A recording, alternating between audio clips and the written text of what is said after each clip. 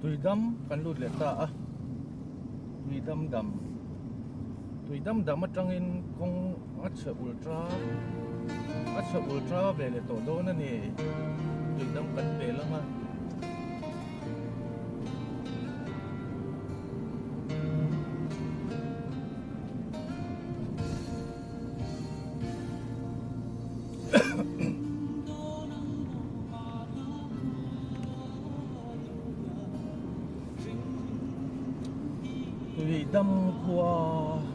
tui dam khua hi rem lo ter zok lo mo ko ti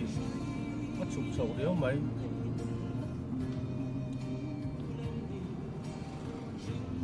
ma ui đều de chứ tui dam con grass an nei tla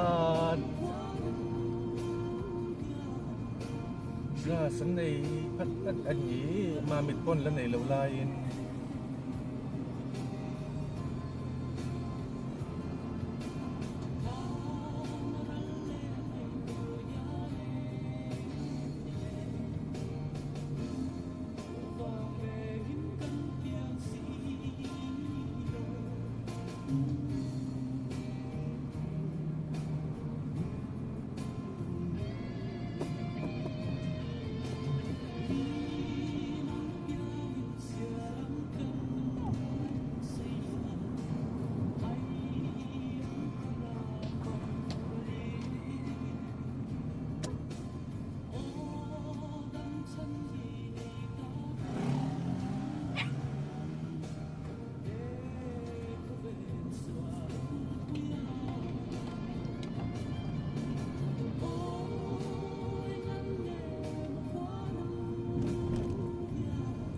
lai hian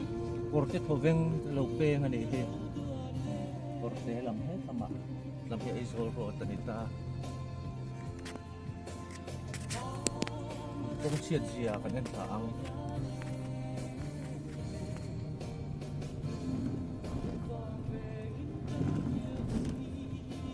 trong chuan a khule so giar in kanin noi that po don